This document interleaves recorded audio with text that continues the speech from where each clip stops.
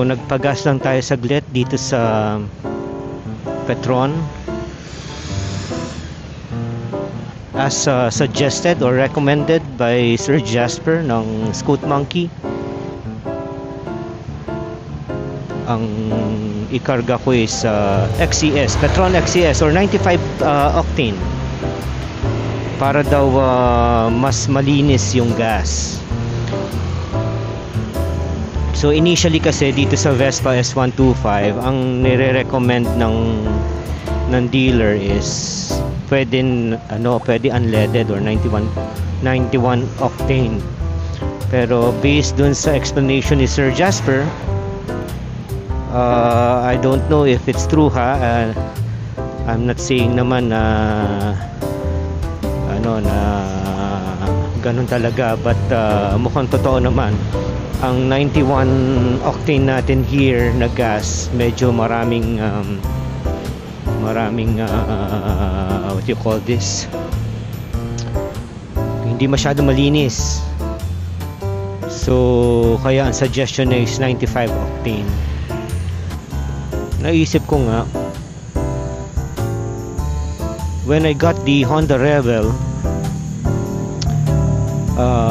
the first owner was using 95 octane na gas, no? But pag chinek mo yung manual nung Honda Rebel, sabi naman doon compatible naman 91 or higher. So parang few weeks ago or few days ago, nag-post ako ng question sa Facebook group ng Honda Rebel Philippines, and I was asking a poll question: who among you are using 91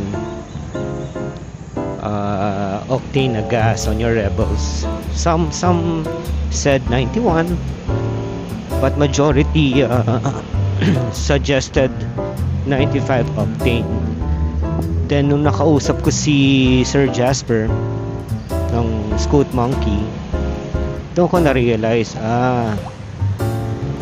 so maski compatible yung motorcycle mo sa 91, better to use 95 for that reason.